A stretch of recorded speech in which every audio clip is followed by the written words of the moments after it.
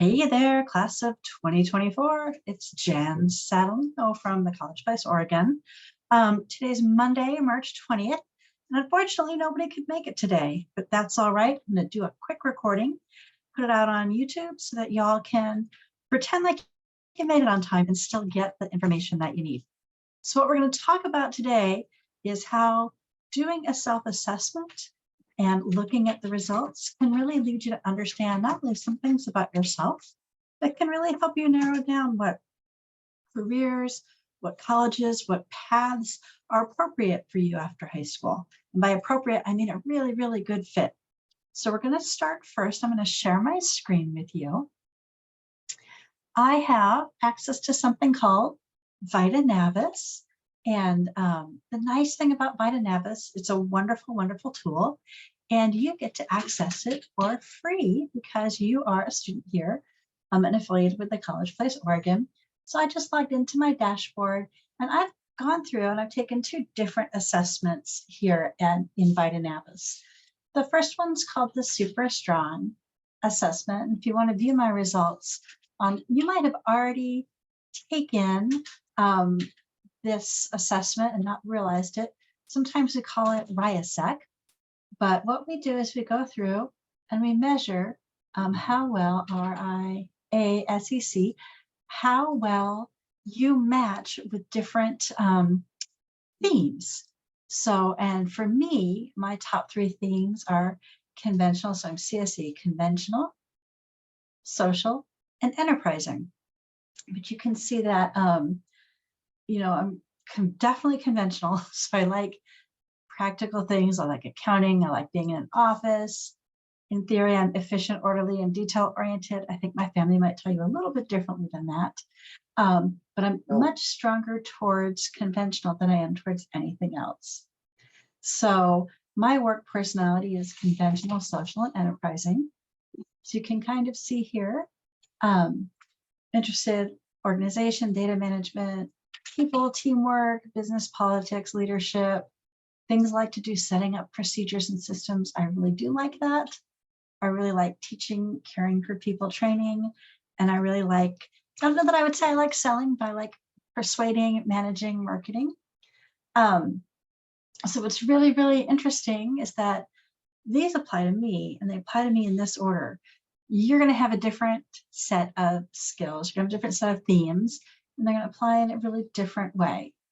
So now, we're going to kind of get into a little bit more. So we can look at different things that I like when I'm working. So for me, I prefer to work with people. I prefer to learn by listening and reading. You might be on the other end here. Instead of preferring academic environments, you might really like a hands-on environment.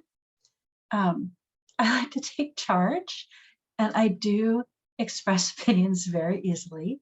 But interesting, I'm not a huge risk taker. I'm comfortable with a little risk, but I'm really, really middle of the road there. And I really prefer working on a team to anything else. You can see that team is as far out there as I get. So based on both the conventional, social, and enterprising, and my personal styles, VitaNavis has come up with a couple of career interests for me. So programming and information systems, I can say, yep, I like that. Taxes and accounting, yep. Teaching and education, yes. Computer hardware and electronics, yes.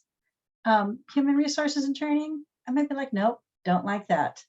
Office management, oh, I'm not sure. And I can save these. So these are 6 potential career paths for me to take based on this one super strong assessment. So that's something really interesting. And then here, I've also taken the student success profile. And I think that this is a really good way to think about not just how you are, how you appear to other people, but how you can be successful. So for example, people, when it comes to self-awareness, I'm thoughtful, which is great. But maybe what I need to know about myself more than anything is over here to make sure to take time to reflect upon my successes and challenges to identify areas you might wish to change. And that's really pretty accurate for me. I tend to like finish something and I'm really happy that it went well. I don't necessarily take the time to decompress and think about any lessons that I've learned. So I'm self-confident, but ooh, that word risk again here. It says I need to push myself outside of my comfort zone a little bit. So see, I shy away from big risks, but I am confident when I make a decision, but I should probably look at that a little bit more. I feel capable, strong, and tough. But again, maybe I should push myself into some new areas. So, so I'm like really emphasizing the how to grow piece here. But the other way to do this is to say, you know, prefer to minimize setbacks by minimizing risk. I said I disagreed because I don't feel consistently drained from stress. I don't feel anxious when risks arise. I don't feel that I bounce back more slowly.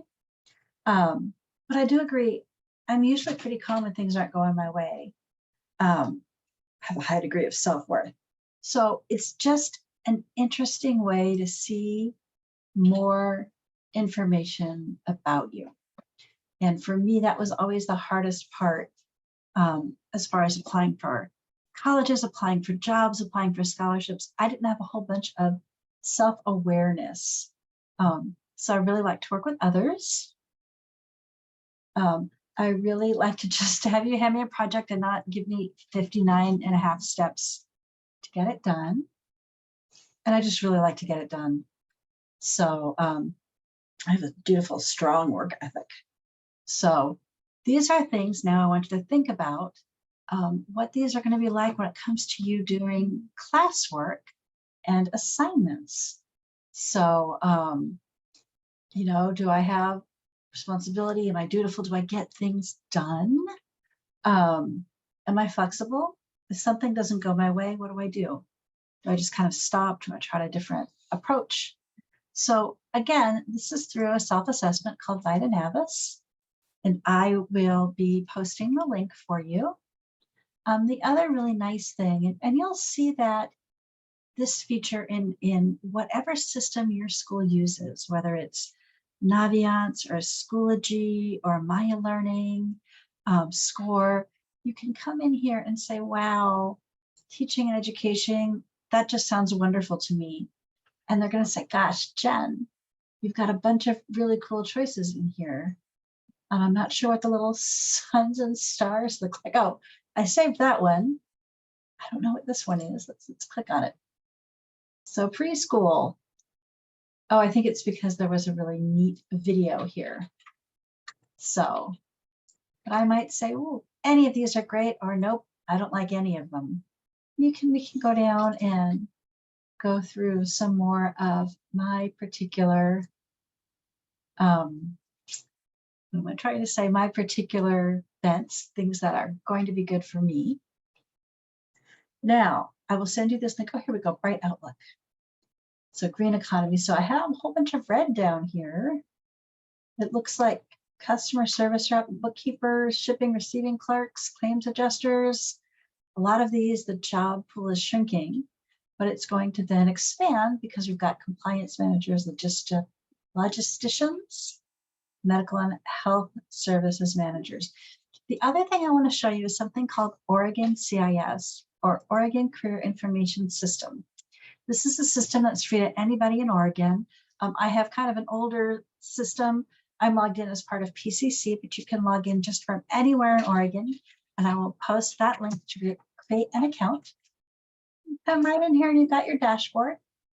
So you can come in. And this is where I want you to start on career assessments. So they've got 3 different really neat career assessments in here. And again, even if you're pretty sure what you want to do, it's always a good idea to look at these. There might be some options you haven't thought of, or if you're just completely like, I don't know what I'm going to do. It's going to lead you to some things that maybe would have been new for you. So this skills assessment is really interesting. They're going to put up some skills and you're going to say, is it satisfying, you know, very satisfying, moderately satisfying, somewhat satisfying? You can take this over and over and over again. Another one that we have here is the interest profiler. I have always really, really enjoyed This one, it's like a thumbs up, thumbs down, or a maybe. And I just find that it's really easy to click through. You kind of get into a rhythm. You don't want to overthink any of these things because you just want to go with your gut instinct. And then the last one that they have is the work importance locator. So this one's a little bit different, and I'll show you. It's not quite as easy. You've got to kind of, you get these cards and you move them. There we go. Around. And then you can say, oh, no, I'm going to put this one here.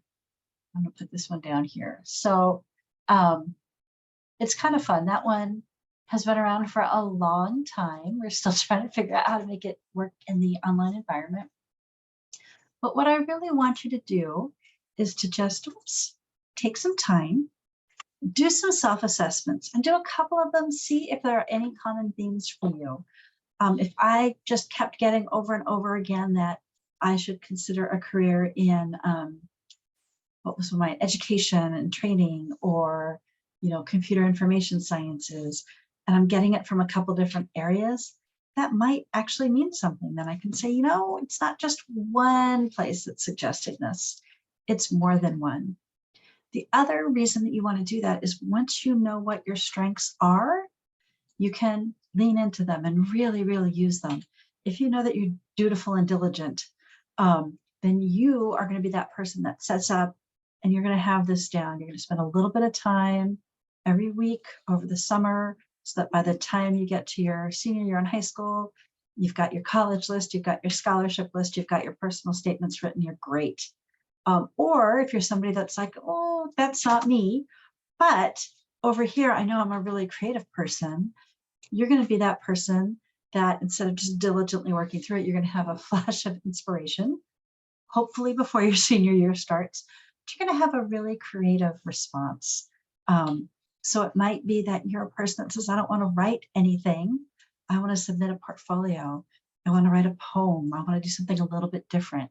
So you're just going to really want to play into your strengths. I'm not saying to ignore the things that you need to work on, because we all need to do that, but really leaning in and saying, this comes really naturally to me. This is what I want to develop. I'm going to start right now by using these strengths that I have to help me plan for my life after high school. All right, this has been a fun video. I've got a couple of links down below so that you can check out VitaNavis, and you can check out the Oregon Career Information System. And as usual, I will be around. I'll be sending out a link to this video and a link to our Google site, hopefully this evening. I'll see you soon.